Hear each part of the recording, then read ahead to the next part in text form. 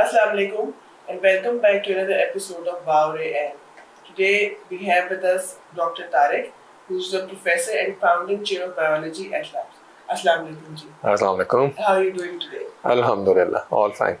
Alhamdulillah, that's great to hear, and thank you so much for coming and gracing us with your presence. I have a million questions buzzing in my head regarding science, religion, how, being a practicing Muslim, how do you deal with being such a high level of, your research in science and everything, your education abroad and everything. So we'll talk about that. First of all, I'd like to know, a brief journey of a little child from Faisalabad, ending up in Switzerland, with what I hear, Dolly the Sheep lab. So if you could just walk us through that. Okay. Thank you very much, Vera, for having me here. It's a real pleasure to join you. I was born in Faisalabad in 1973. But I grew up in Lahore. Oh. Yeah. So my childhood was in GI3 Shadman Colony, Lahore. My father was a professor in Government College Lahore. He used to teach English. We are 5 brothers and a sister, and all 5 of us we were educated in Central Model School, Loimal, Lahore. And I have great childhood memories from school, from our life in GR3, Shadman. So after Central Model, I went to do FSc, pre-medical, at Government College of Science, Wadat Road. And from there, I went to do BS in agriculture with majors in horticulture. I think we all 5 brothers and sister, we were extremely lucky because we had a very unusual, I would call that, parenthood, which was deeply grounded in Punjab, culture of Punjab, because both of them, my mother and father, they come from a village next to Nankana Sahib, which is Zafarwal village. So our childhood was a mix of urban life in Lahore, education, because father was a professor in Government College who himself was educated throughout in Government College. He graduated in 1942. And he had seen the freedom movement. He was very close to Qaid. And he wanted his kids to, be educated at highest level. And every year in summer, we used to be in our village. So I think kids of this age, it will be impossible for them to think of spending 3 months from June, July, August. The hottest months. The hottest months in village. And I'm talking about my childhood, which is like late 70s. Okay. And there was no electricity. Yes. And we used to spend 3 months there. Wow. And then after summer holidays, get back to Lahore, get busy with our school education. And I think it's remarkable. So we have seen best of both sides, the rural life, the urban life. Then after our home time from school, we used to end up in Government College Lahore. From Central Model, we will walk to see our father in the English department. And this is where we will wait for him. We used to see how he used to teach in classroom. In English department is gorgeous and very biased to them when they graduate from their master's. So you know what I'm talking about. Absolutely. Yeah. Gorgeous architecture. I think GC is this place which you can absolutely be, you can have a crush on it, basically speaking. Yeah. So I still remember seeing my father a few times because we were not allowed to leave his office. He was a very disciplined man, a very tough man. But we used to, sneak into his classroom. These are theatrical classrooms. Yes. And few times I saw him teaching in the classroom, and I felt like, a gigantic man wearing black gown. And that time I had no idea what he used to teach, but I felt like somebody is acting. He's an actor, maybe. I knew he's a teacher. Yeah, I think he used to teach Shakespeare and all these things. And I only learned about how great teacher he was when some of my students at LUMS, their parents told me they were taught by my father. Oh, wow. Life comes full circle. Yeah. And then I learned about all these things, how great teacher he was. So, but we lost our father very early on in our life. He passed away in 1981. And our mother, actually, all the credit goes to her. She raised us, 6 of us, like a very, very, close-knit family. So we were not allowed to have our own individual bedrooms or our so-called modern-day kids' privacy. Yes. And it's a huge problem. I remember I used to share a bedroom with my sister. Javed Bhai and Khalid used to share beds, and Imran Kamran will be with the mother. And our living room used to be center of all activity. And our mother used to cook food by herself. In our father's time, we used to have 3 servants at home.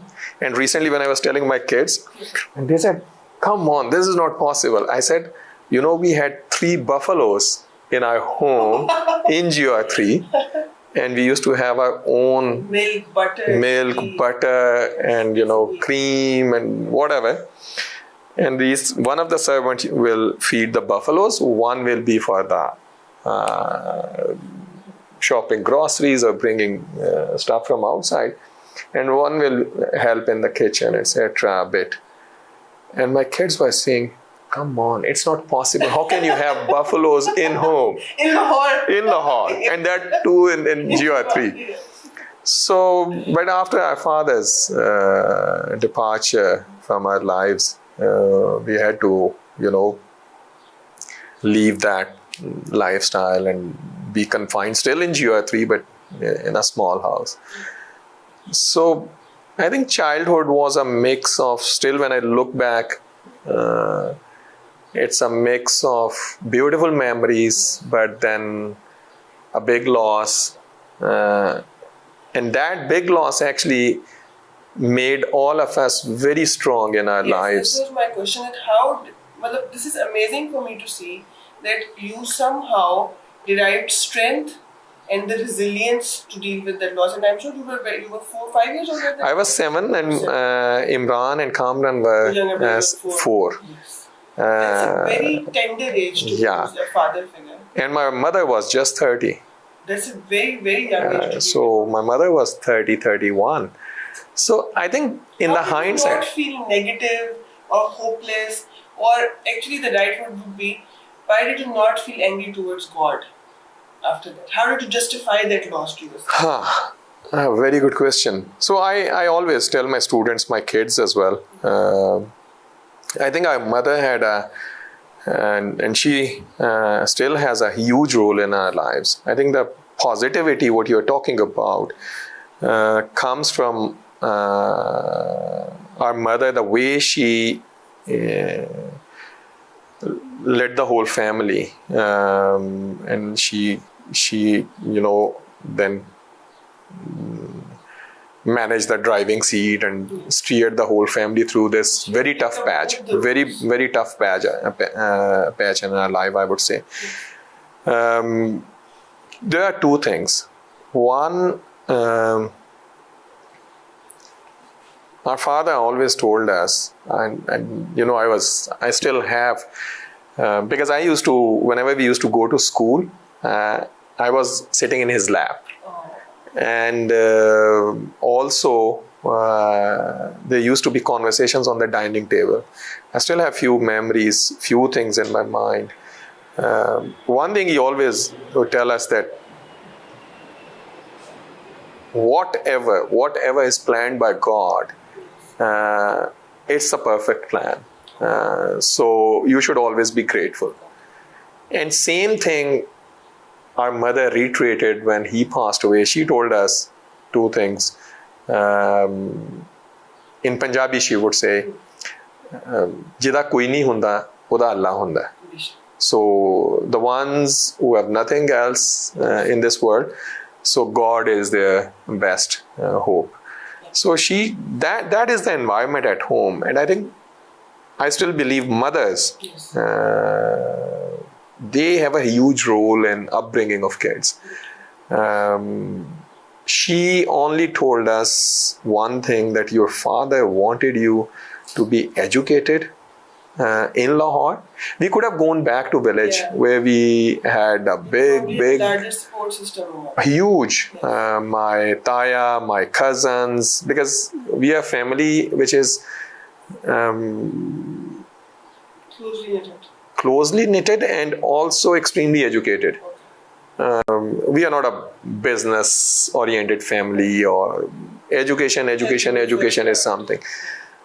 So my father, when he passed away, he told my mother that you have to stay in Lahore and you have to educate all these kids in Lahore, because he had lived life before partition. He valued education, and his whole life he managed to educate so many people from his village. Not just government college. No, people from the village, you know, especially the families where there was no education. So people in our villages, they tell us that your father would look around and he knew which kid has the potential. And there was only one route he had. He would say, okay, you are going to do BA, Bachelor of Arts, and then after Bachelor of Arts, you are going to sit in Punjab Civil Service exam. And I want you to be magistrate. Okay. So many people I met now when I go to village, and because we were too young, we did not know those people. Only they came forward when we grew up, and they told us, you know, your forefathers. So, and I think it came from my grandfather. My grandfather had told all his kids that you all are educated. I want girls and boys from this village to be educated. So he managed to have a girls' primary school up to grade 5. I think already there in 50s or so, late 50s. And boys' school was till matric. So education was giving back to community. So our mother did not allow us to go to village. So after our father's death, we stopped going to village. Our mother said education. And I think she single-handedly managed everything. How should we, you know, which education institutes should we go? For example, when I wanted to be a doctor, and because I used to, and still, I idealized my elder brother, Dr. Javed. So he was doctor, he was in the final year when I was, I think, in the FSC. And biology was very close to my heart. And I was short of 1 mark from the merit. So I lost admission in medical college. There comes God's plan. One mark. Just one. Yes. So I had 795 marks in FSC. And the merit stopped at 797.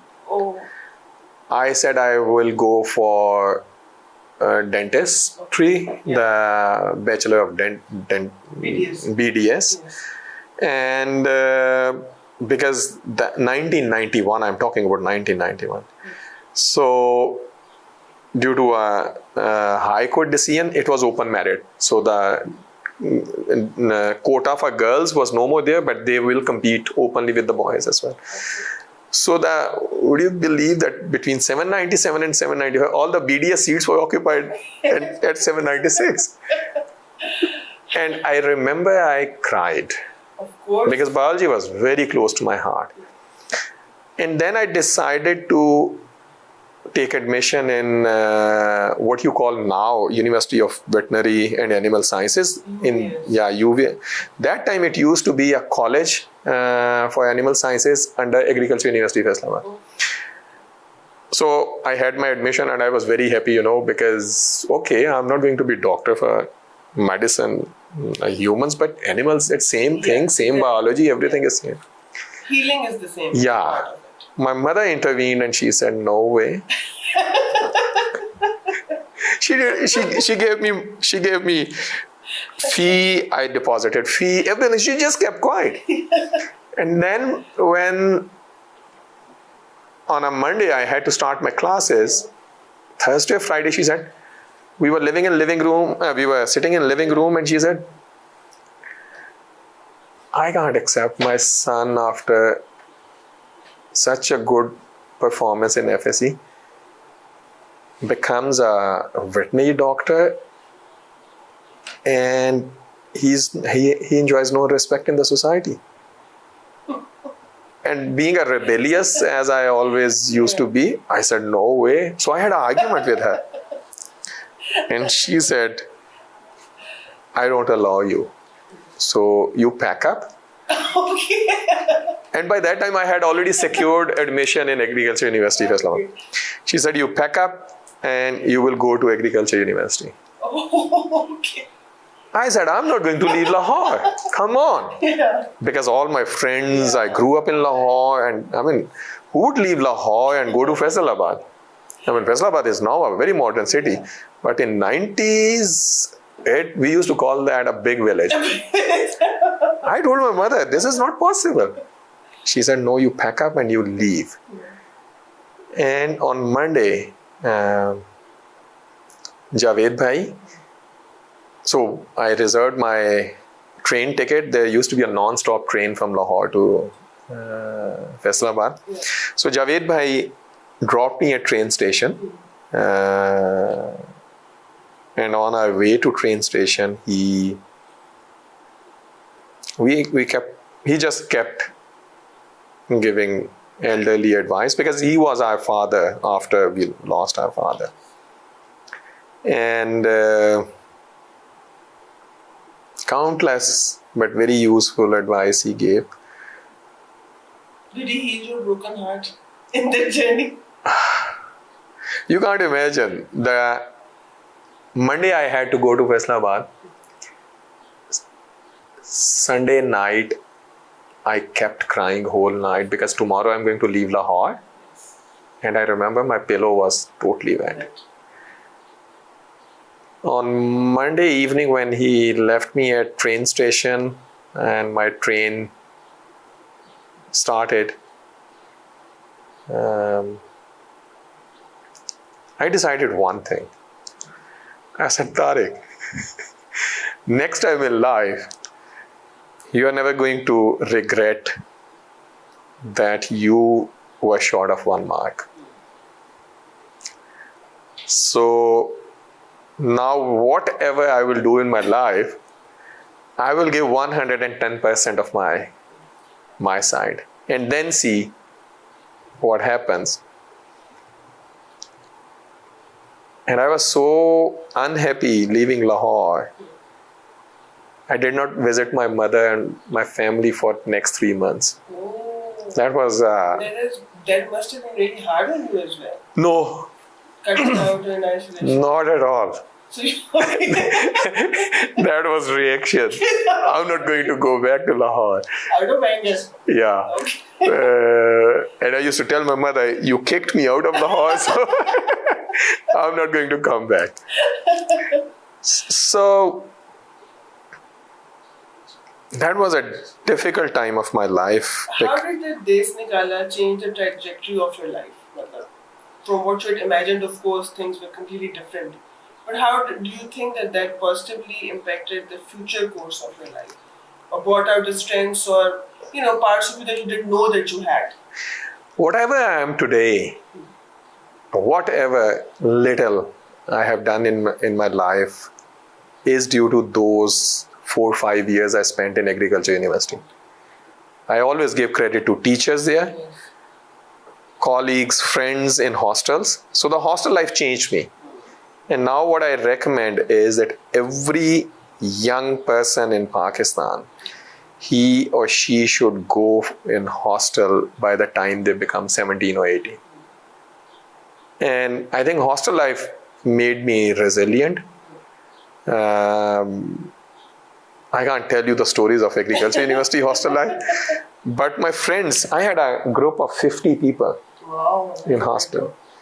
Allah gave me a huge respect in Agriculture University because I never missed a single class. If class will start at 8, I will be there 7:55. The curriculum of Agriculture University was something much ahead of time. Very few people know what that university was all about. That university was made by Americans in 60s, late 59, 60. It used to be a college of agriculture. It was converted into a university in 1960 or so.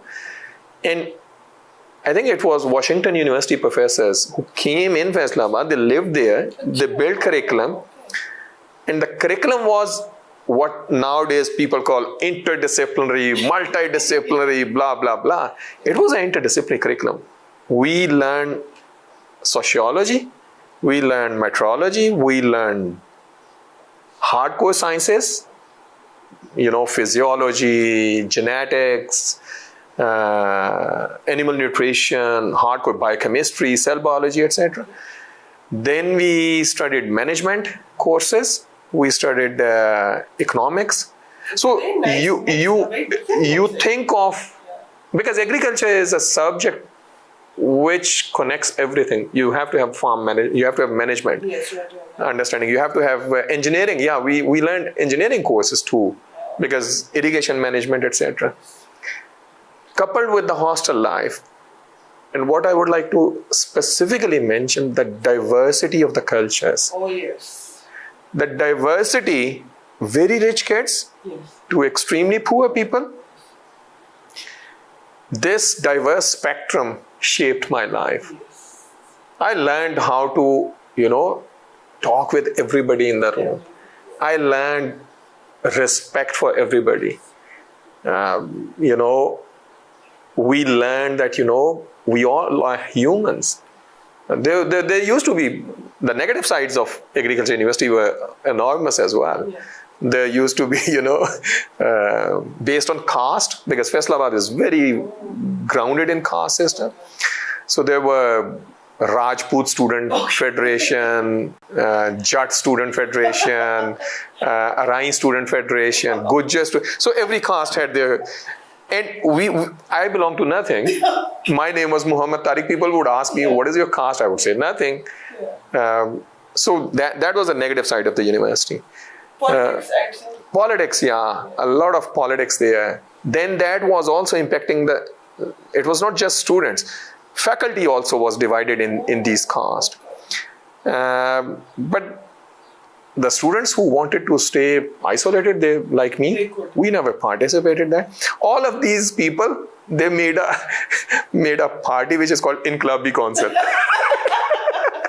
And we used to laugh, this is Inqlab, this is a revolution, As a reaction to the rest of it. Yeah, so I think whatever I did in my life later on, answering your question is, that was Agriculture University. The going away from home, my comfort zone, living a very tough life in hostels.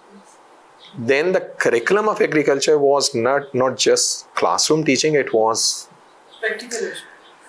We used to have 2 hours field practicals where we'll be given bullocks. Oh. We have to plow fields. Really? Yeah.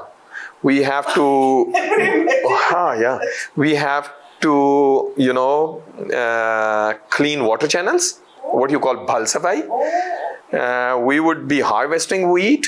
We will be identifying different weeds in the field. That's very hands-on. Yeah, then we will go in orchards and, identify all different stages of mango, banana, all different kinds of orchards. We'll go there and couple all of this with the climate of Pakistan. June, July. Oh my God. And you are 2 hours in the field. Where you can't breathe without an air conditioner. Yeah. And there was no air conditioning in that university. So it killed whatever Nawab was in me, that I am Firon, or my father owns land, or my grandfather had. I learned, to be grounded, Yes. and very well grounded in the society. But I always wanted Vara to be there was a time when my mother said, okay, after BS, you should move back to Lahore and get into MBA. Okay. My elder brother, one of the elder brothers, Khalid, he was doing MBA from Punjab University, and he was also doing ACMA. He's mashallah, he built a wonderful career in Pakistan as a financial expert. So my mother said, yeah, after agriculture, there's no scope. So on professional seat, you can get into Punjab University. And I said, no, I want to study biology. So I stayed there. Then she told me, you should do CSS. Because there were a couple of very, very good examples, shining examples of good CSP officers in my family. She said, yeah, if anyone in our next generation can do CSS exam, it's you. I said, no, I want to study biology. And again, she told me, look, you're not going to go back to Faisalabad. So I finished my degree. I was topper in BS Honors, Horticulture. I think out of a badge of 450 or so, I was third. Wow. And in my department, I was topmost student out of a badge of 50 students, I think. And I wanted to go back to do masters, because I identified in those 4 years that, I want to be a researcher. I had no idea what research is all about. In those times in Pakistan, very few people used to do research. But my teachers, two of my great teachers, great mentors, Dr. Ibrahim and Dr. Waqar sir, they identified the scientist in me, and they said, you should go in research. And I said, where? And they said, yeah, you should do MS with us and we will do thesis, blah, blah, blah. I told my mother, and my mother said, agriculture has no scope. So you should... Just like Beshan did. Yeah, she said, you should do CSS. Yeah. I took admission in my MS in horticulture, in Agriculture University. And for 3 to 4 months break between BS and MS, start of classes, I started preparing for CSS just to Pacify your mom. not pacify, just to give it a try. Okay. You wanted to do it yourself as well. You wanted to know what I just wanted to look, what it is in all these subjects. So I remember again, Javed Bhai was my guide, and he helped me buy all the books, European history, and I don't know, 3 subjects or 4 subjects I picked up. You take sociology in that as well? Or no? No. I was just, in those 2 months, I read European history. And I told my mother after 2 months, I'm sorry, I'm going back to university. I said, this is not my cup of tea. Okay.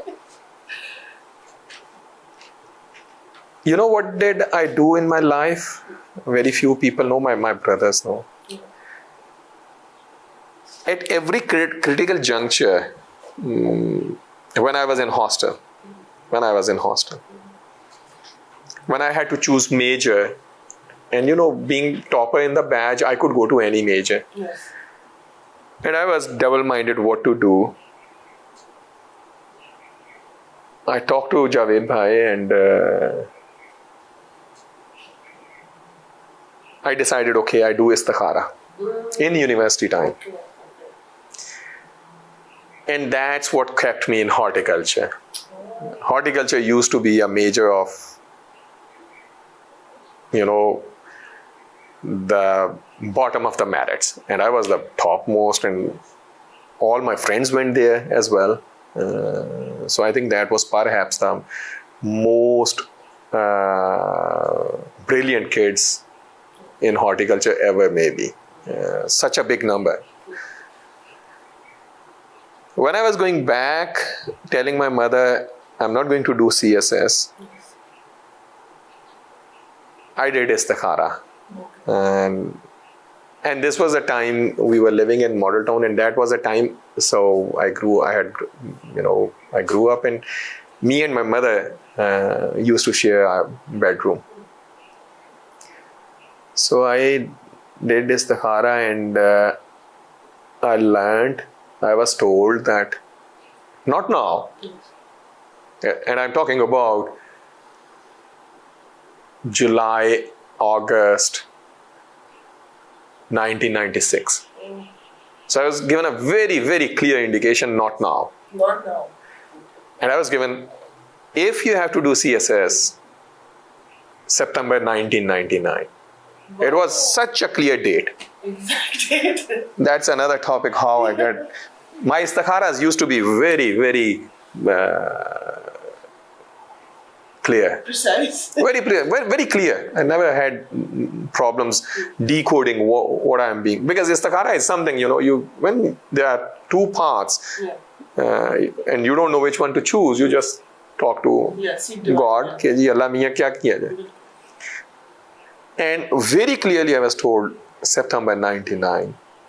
So I packed up and I told my mother. My mother had she cannot stop me because it's divine connection. And the only thing that can trump a mother. Yeah. So I packed up, I went back to Agriculture University, started my master's there. And after first semester, within first semester, it started in August or so. Within first semester, we were having, I think, midterms. Somebody told me that, within Faisalabad, there is an institute called National Institute for Biotechnology and Genetic Engineering. That's the second institute. I give credit to whatever I have achieved little in my life. And somebody told me NIBG has invited applications for MPhil in biotechnology. Now, I had no idea what biotechnology is all about. Because in agriculture, we were not taught in those days what DNA is, the depth of the deep knowledge about DNA. So my teacher, Dr. Ibrahim and Waqar, they said, this is the place you should go. So I went through admission test, etc. And to cut the long story short, I got into NIBG.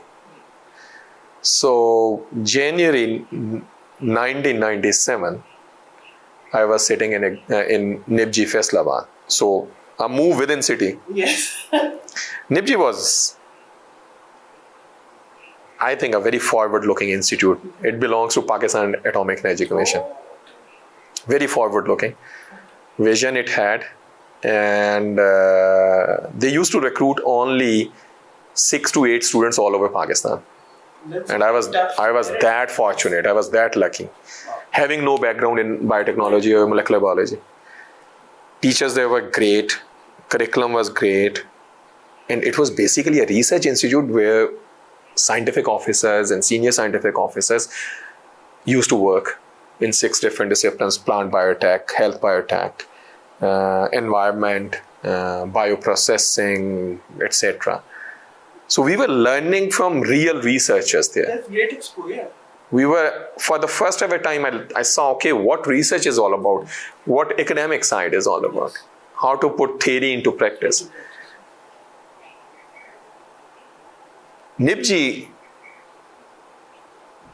not only changed my life as a student, because I had a totally new discipline. So I left all the agriculture behind. I took a total 90-degree turn and started learning new subjects. And now we call that subject cell and molecular biology, which is about DNA science, gene cloning, etc. And to tell you the truth, it was so difficult for me because I had no background. So I had to work double, triple than my peers there. And Alhamdulillah, I stood first there again. By the time I finished there, 1999 March, I got a call. I had secured admission in Cambridge on Commonwealth scholarship, and I got a interview call from Friedrich Mischer Institute in Basel. That's FMI, in short form, FMI Basel in Switzerland. And they invited me there for 3 days. They grilled me there. And after MPhil from NIPG, that was like plan was to go for PhD. And at the end of those 3 days, I learned that they had shortlisted 25 students out of a batch of 500 plus. Wow. Out of 25, they have finalized 4. And I was lucky guy among those 4. That's amazing. So I was getting into PhD. I got,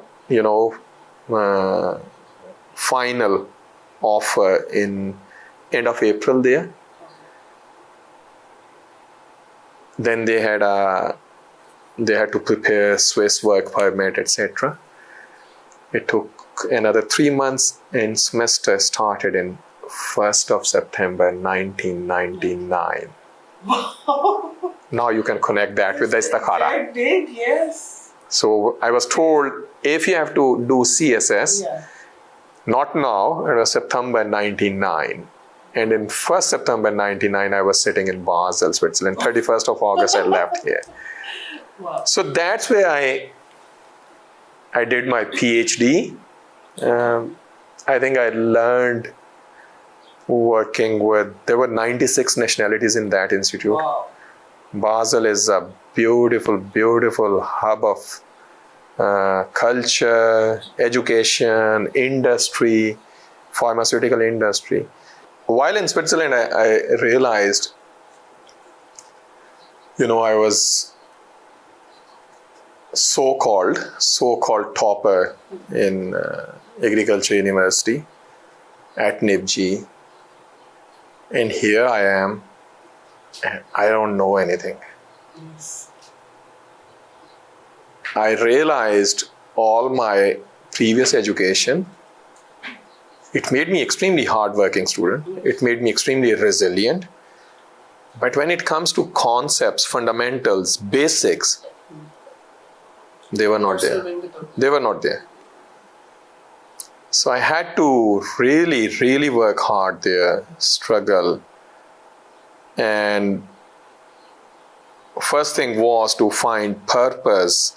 Why am I doing science? Why do we do science? How do we do science? And this was a totally new life, totally new learning, I would say. And I owe to my colleagues, particularly my mentor, Tariq, and indeed to Switzerland. I owe a lot because that was a lifetime opportunity to learn science, I would say. And when I say science, science is not just a subject. There were many opportunities to reflect, explore my own self. Who am I? So how did you maintain your identity of a Muslim as well, along with going into deep research in science? Because this is a very common concept that if you're a Yeah. scientist, you're probably not a religious person, or probably an atheist or something like that. And if you are going to stick to being a Muslim, then you can't really question, explore, and find. So basically, finding your evidence of God in a lab. How did you come to that? I think again I would mention my mother here. What I said earlier, mothers have a huge role in our lives. Indeed. When I was leaving for Switzerland, she put a copy of Holy Quran in my backpack. That was a Quran copy which Khalid used to read in his childhood. Our father bought us. And my mother said, you better carry Quran with you. You may need this. Okay. You okay. So will she was need- kind of protection. No. She wanted you to. She said, Okay. maybe you need it. Okay. And I remember we were standing in our car porch in Model Town home, and I said, no, I can't carry this because backpack is on my back, Yes, so, yes, all these things. Yeah. She said, nothing will happen. You keep it. You will need it. So, when I arrived in Switzerland, I lived in one of the most beautiful towns in Basel, which is Riehen. Riehen is slightly away from the main city. So 5 p.m, I arrived in my apartment, and I had a habit of whenever I go back to hostels or to my accommodation, I used to open my bag, put everything in cupboards, clean up room. So I did all that, and it was like 7 p.m, and I was thinking, no TV, nothing, there's a room. What else I should do? Should I go out for a walk? Yeah. And I said, I don't know the tongue. I picked up my backpack and I said, oh, there's Quran there. I took the Quran and placed it at the topmost. Possible place. Yeah. All these things. Of course. While I was placing it there, I thought, okay, let's start reading what's in Quran. So when I started reading, intentionally I made a commitment, okay, every day I'm going to read one ruku, Okay. but with translation. Yes. Whether I come 11 in the night or after midnight back to my apartment in next few months, I did this. And I think in 9 months or so I finished Quran with With the translation. One ruku every day, and it was nearly 9 months or so. And 2 weeks into my life in Switzerland, in my lab work, I don't know what happened. I tell you a very interesting story. The day I arrived, the same night when I started reading Quran, because my apartment was available only after 5, so my Japanese colleague who picked me from airport, he brought me directly into lab. Everybody welcomed me, and Tariq came. Tariq was the name of my mentor. Yeah. And they said, okay, we have a meeting, and by 1:30 we will have a welcome for Tariq, and there's a lab meeting as well. Okay. My first ever exposure of what lab meeting is all about. Everybody is sitting around the table, and then they had glasses with champagne. I don't know what that was. Everybody had a glass. Tariq had glasses were empty. There was a bottle in the ice, and he took out the champagne bottle, opened, and then he started pouring in the glasses. And I learned, okay, when the bottle opened, I realized, okay, what it is. And then everybody picked up the glass and said, cheers, Tariq. And I had my hands like this, like somebody is going to, I'm not going to touch it. And Tariq said, why don't you drink? I said, I don't drink. Yeah. And on Tariq's right, Yeah. Moez was sitting. Moez was from Tunisia, Okay. a Muslim, a very good friend. So Tariq said, why don't you drink? I said, I'm Muslim, I can't drink. He said, but Moez is drinking. So he is wrong. Now, think about where the divine plan, how the divine plan is working. Yeah. I never thought of what should I answer. Immediately I said, no, Moez is not wrong.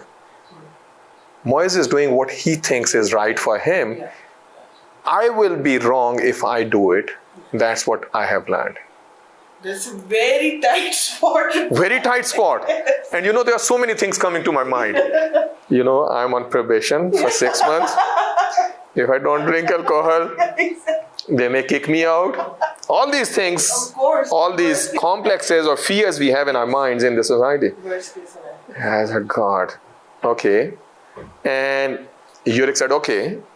Tariq left the room. After some time, he came back with 4 bottles, glass bottles of orange juice. Oh, okay. That's very interesting. Gave me, and he said, is this okay? I said, yeah. We toasted with my orange juice. Orange juice. And that was the beginning of my life in Switzerland. I was not a regular person in my prayers. In my life in Pakistan, I was a very ordinary Muslim. In my agriculture university, in 4 or 5 years, I think I have maybe gone for Jummah prayer only 10 times in 4 years. In Nibji, maybe twice. So I was not even into mosque, but my mother's training had something that we were grounded in our family values. Ritualistic, but the spirit or the essence of Yeah, so we knew what our values are, what our mother had told us. And 1 week into my life in Switzerland, start of my PhD, in the lab meeting, I told Tariq, I want to discuss something with you. And he said, what? I said, Tariq, our job is not that we work from 9 to 5. In science, we work, late nights and etc. But, I have to say my prayers, and when I go back home, I combine all the prayers, Zohar, Asr, 4 prayers, and I say my prayers. Now, here's a person who never said prayers in his life. But I started doing this when started reading that Quran with Urdu translation. You know what Tariq said? I said, can I say my prayers in my lab? He said, no. You better do it in postdoc office. Now, I was not a postdoc. I was a PhD. yeah. A postdoc office was shared by 6 people. I said, I don't want to disturb postdocs. He said, they will not be disturbed. You don't do this you need peaceful place. Lab is not peaceful, Tariq. So you go and say your prayers and if postdoc office is busy, Tariq, you use my office. Now, here you think the impact Tariq has left in my life. Yes. And next 4 years in Switzerland, I said my prayers in postdoc office and many times in Tariq's office. And I remember the first day when I said my prayer, I had no Jai Namaz. I did not carry prayer mat because that was still in my home. Yeah. So I took that, what you in Pakistan nowadays use this kitchen roll, the long tissue paper. Yes. So we used to have that for cleaning hands in the lab. So I opened that and I started praying. And I realized in the postdoc office, there was a pin drop. Everybody kept quiet. When I finished my prayer and I said, look, that's not the purpose of my prayer. I don't want to intervene in your routine. Yes. And from that day, everybody used to talk or do. And I used to say my prayer. 4 years I spent in that lab. You ask me how I kept my identity as Muslim or my faith in God, still being a biologist and a believer. Yes. There were countless occasions when we used to have this discussion in the lab. They would say, I remember once one person said, he's a professor in Geneva now, a very good friend of me, Romanul. So he said, how can you do biology? You can't do biology because you are in religion. We used to have, and it was I think our lab environment, PhD as well as postdoc, where I did in Hyderabad, they were beautiful places. I never was shying away from discussing very difficult questions to me. Many harsh criticism on my faith or belief, and it was always for learning. Yes. It was not rubbish kind of discussion. And I told him, I don't know again from where it came in my mind. I said, you have a wrong impression about Muslims? Islam. I have read Quran, and in Quran, on multiple occasions, he's saying, you have to think deep. Or gauro fikr karo. Or gauro fikr. You have to think deep and find, clues or the cues for his existence. And I said, what I have decoded these lines into, that science is the best profession he has chosen. He invites us to question and think deep. And I also told him story of Hazrat Ibrahim. Yes. And Hazrat Ibrahim's conversation with God, when God said, okay, you go bring 4 birds. And when I told him, I said, look, isn't it an experiment? Absolutely, yes. So Prophet Ibrahim asked a question and Allah did an experiment and he proved, look. So you can question, you can have a conversation with the God. So I think reading that Quran with translation, somehow, I don't know.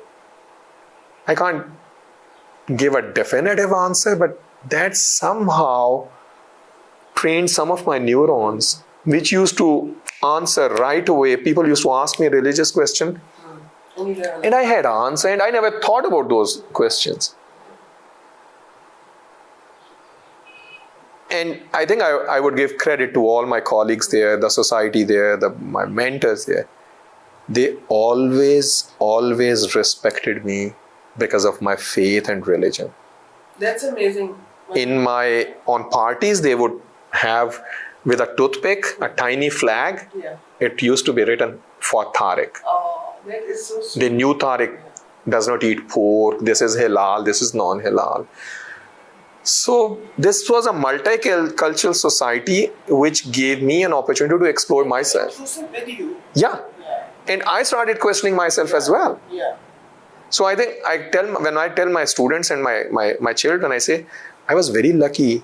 I explored my God and my bond with God. It developed when I was not surrounded by Muslims at all. Yes. By the so-called people of faith. I used to have conversations and they used to respect me so much. There were many occasions I used to teach them about our Prophet Sallallahu Alaihi Wasallam. I would tell them, this is wrong, the wrong perception you have. The biggest shock for them was when I said, if I show tiniest of disrespect for Jesus, Yes. I'm out of Islam. Yes. They were shocked. And one Italian came and he said, hey, because Italians are Catholics. Yeah. What are you saying? I said, yeah. So there were many such, countless I would tell you. And I grew up as a scientist who never thought religion and science are in two bins. This is a wrong start in science. This is, if a scientist is trained this way, he is already being biased. So, yes, as a religious person, I should not be criticizing science without knowing science. Yes. And vice versa. As a scientist, I should not be just bundling up all the religious people and criticizing Islam or any religion without knowing religion. I better read. I better understand what religious teachings are all about. So I think I had no difficulty in my whole life.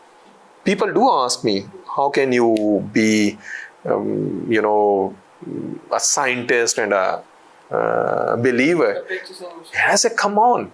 My religion, Islam, has chosen, for me, in my understanding, research, being scientist as the highest profession, because Allah again and again in Quran is inviting us to look around universe and explore universe and think about, and he's telling us the moons and the stars and the suns, they are revolving and in their orbits, in their axis. I mean, man, all this is science. What else it is? Absolutely. So I think the problem starts when the so-called scientists with big chips, I'm from MIT, I'm from Stanford, I'm from Harvard, I'm from FMI, I'm from Oxford. We start belittling others. Yes. And we start, without reading, without knowing what religion is all about, we start, criticizing and say, okay, religion and science are in two different bins.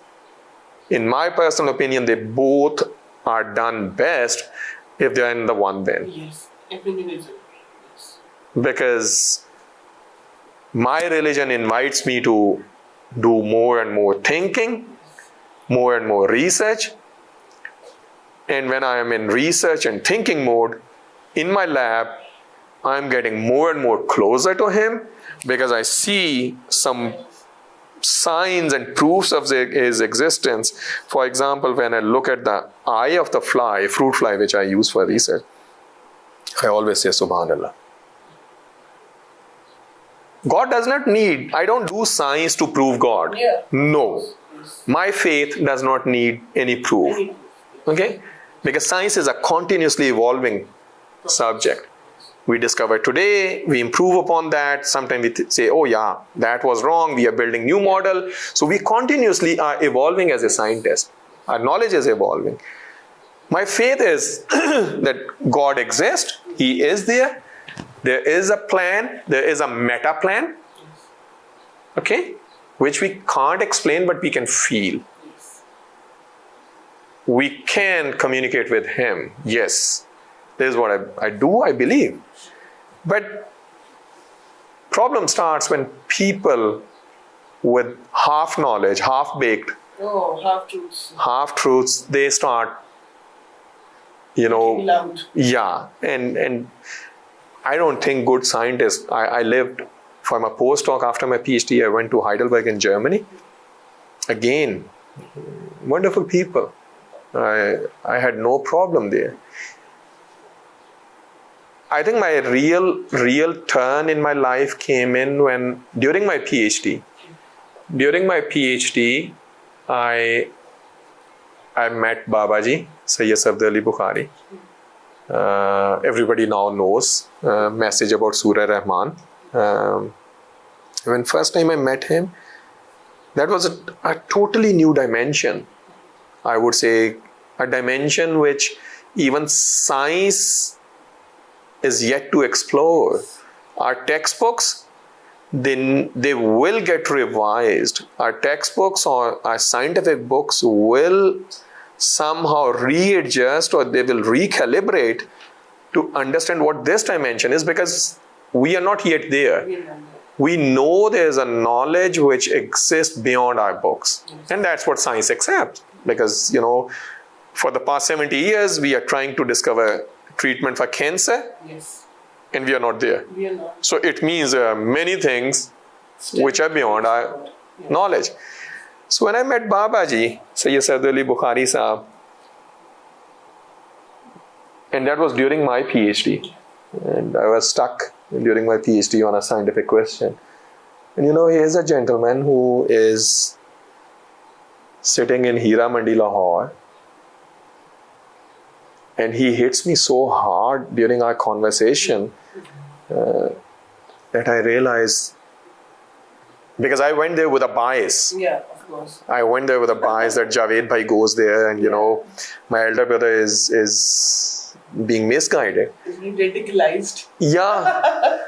Not radicalized, but because our mother did not train us, our family did not have this history of, you know, babas or spirituality or darbars or whatever. We were very simple in our faith. And when I left my first meeting after, it was December, I think, 2002, yeah, November, December 2002.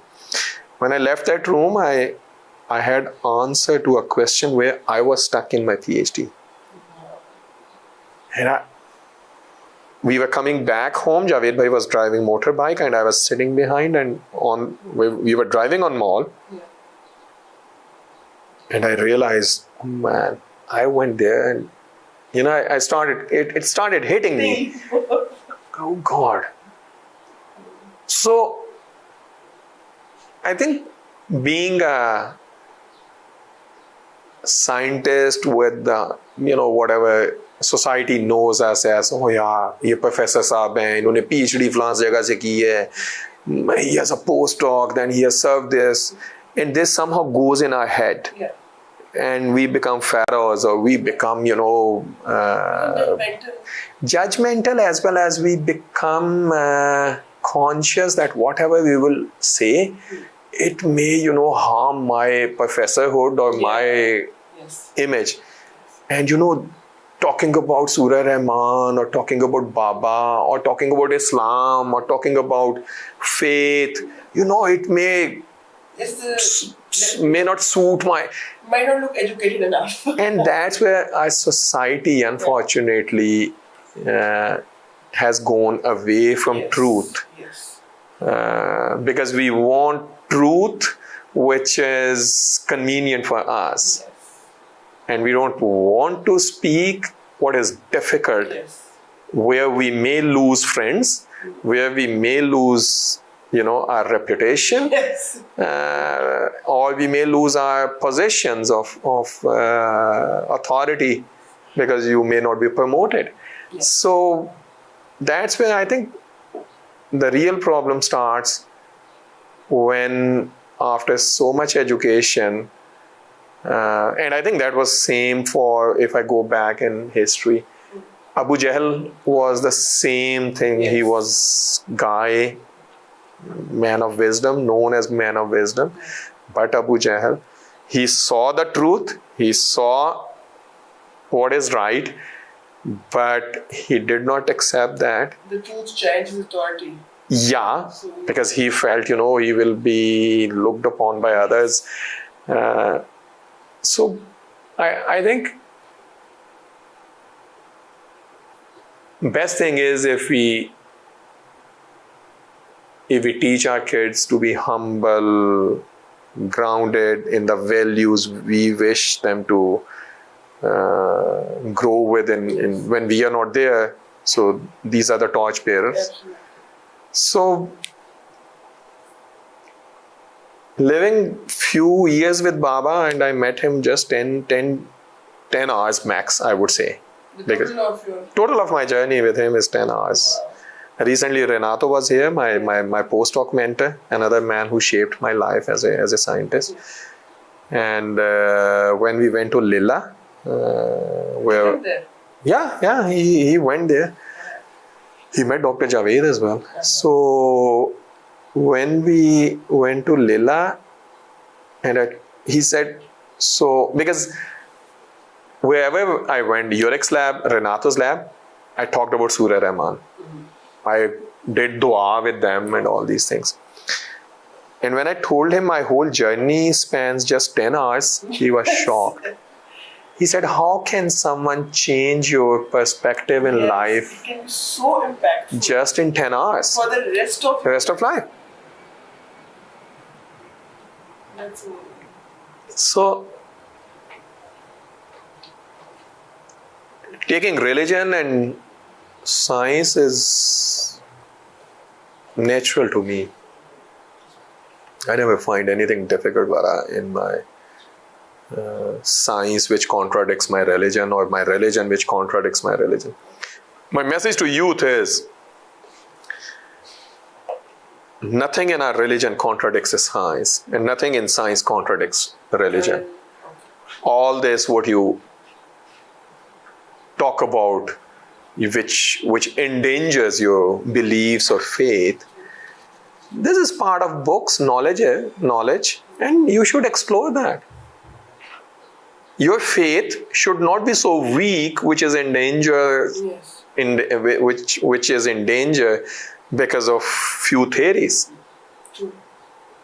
Go deep in those theories, you will love, and you will say, oh, Quran mein bhi Allah yahi keh raha hai.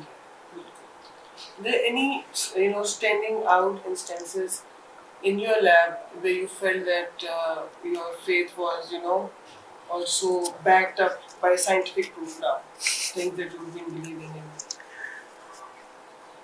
in. There is a ayat in Quran which says, and we have created everything in pairs. Yes. And when we ask people who are authorities in religion, they tell us, yeah, look around, you have male and female in pair. Yes. This is the most common explanation we get. Yes. When I was doing PhD, I was working on genes, how genes are turned off and how genes are turned on. So in order to do this kind of research, and this is the domain which we call epigenetics. In order to do this level of research, you have to have basic understanding of genetics, the Mendelian genetics, the 200 years old discipline. And while doing a couple of genetic problems, I saw that Mendel said genes, or he said factors, they exist in pairs.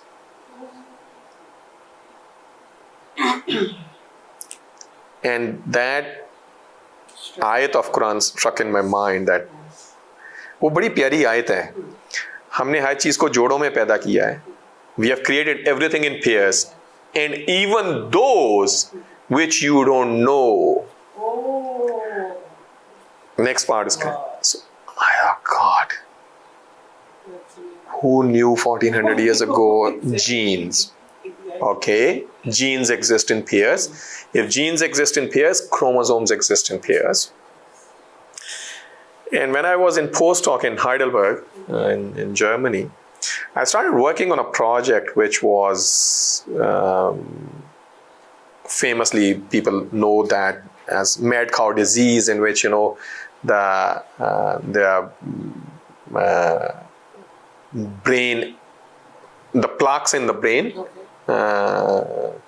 these are specialized proteins, and these proteins, if we eat that meat, that disease is transmitted to us from buffalo, and they cull all those animals if it happens. So these are the prions, simplest definition of prions. So Renato came to me and he said, Tariq, what do you think about a normal protein in the cell which turns gene on and off? What do you think? They have a prion-like switch, aggregate and soluble, soluble and aggregate. I started, very crazy idea, extremely crazy idea, but an extremely original idea in science. I said, yeah, let me think about that. I started developing that project. As I kept reading about, because my own literature for prions was not much. So I read a lot about prions, all possible papers. The more I read, and again the same ayat struck me. It's not only the genes which exist in pairs, it's the proteins which exist in pairs as well. Look how many different states they have. They have soluble, and then within soluble they have a modified protein. We call them phosphorylated or chemically modified protein. And then here is something which is called aggregated, and soluble if there are two states. So there are many instances where I realized, it's our short-sightedness, it's the blinkers we wear, and we don't accept conversation, we don't discuss. Allah is inviting us to learn more and more and more. And the more we learn, the more grateful we become to Him. Yes. Like I'm talking to you now, and it's so convenient for me. I take these things for granted. My hands are moving. I think in 1 hour, more than 1 hour conversation with you, I don't know how many breaths I have taken, inhaled, exhaled. Just think about your own existence. And you will realize how helpless we are. Absolutely. Absolutely. The deeper you study biology, cell and molecular biology, the field I'm in, every day you come across things and you say, Subhanallah. And you say, come on. Yes. So people who discourage or who guide next generation of students and scientists that you have to have religion and science into two bins. My advice to my youth is, you will be a better scientist if you take both together. That's amazing. Even to the religious guy, I would say you will be a better religious scholar if you study science. Take them both together. Look at our own history. When we were creating alkali, soap was made by Muslims, glass, sundials, the first sundials, the clock, because significance of time for Muslim was too important, too high because of the timings of the prayers when they started moving away from Medina. What was all that? Wasn't it science? Absolutely. The circumference of the earth, Al-Biruni did. The structure of the eye and its similarity with the camera. Yes. Were they not Muslims? Absolutely. They were far better Muslims. They were reading Quran, and from there they were saying, we have to see how big the universe, how big the earth is. We have to see the whole circumference of the earth and then see how much more earth is left to be conquered. So I think our problem is we don't read. We don't talk to our kids anymore. We don't have conversations. The biggest impact left in my life by Baba is that,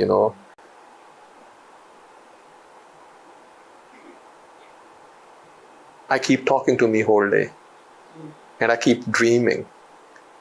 He told me once, having a conversation, and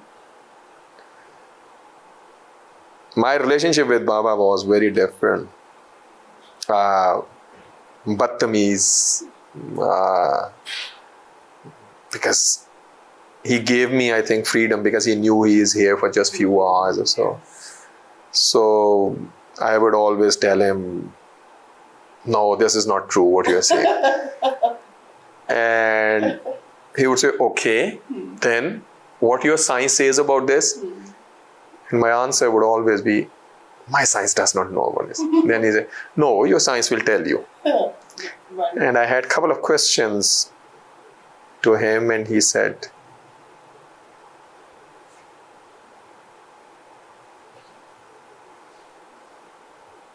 no matter how much you struggle, Tariq, no matter how much hard work you do, all this is meaningless.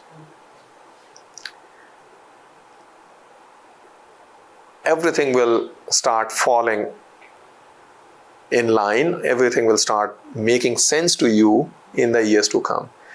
And I remember I had a fight with him, and I said, what is this? No matter how much hard work I do, or no matter how much effort I put, it's meaningless. How is it possible? You know? And he just laughed. He said, yeah.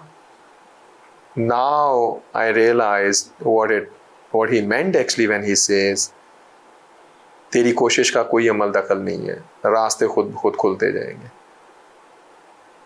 Basically, working hard is in our instinct. Yes. We can't sit idle. Yeah. We will keep giving our best. Yeah.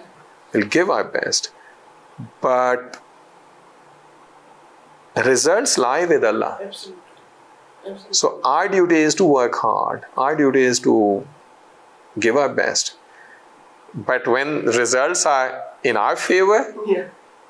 it's okay. And if results are not in our favor, it should be okay. Yeah, it should. That's what he meant. So he left a huge imprint, and I became more and more and more fearless. There were times I was a fearless scientist. And credit is to Tariq and Renato. And then Baba's training made me fearless in terms of I started loving death. Surrender makes you fearless, I think. I started loving death. I said, okay, what will happen? So we have to go, we have to do, we have to achieve. It doesn't mean one start jumping from a cliff and say, that's not what I meant. Yeah. You rightly described. It's surrender. You say, okay, this should be done, this must be done, we'll do this. And this is the level of trust you should and I should have in my Allah. Yes. He's taking care of me. Anyway, he's your friend. Yeah. How safe, protected, comfortable you feel in the company of a true friend, of a best friend of sorts. And if death means going back to him, meeting him, what could be wrong with that? Yeah. Yeah. That should be the best thing ever, Meeting after such a long time of a grueling journey and heartbreak in this world. And then, you get to meet him and embrace him in his, comfort and his love and his love.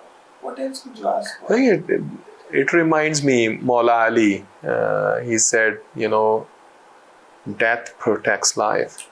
Yes. So why worry? When I read that, God. Yeah. I think I was living in Switzerland that time.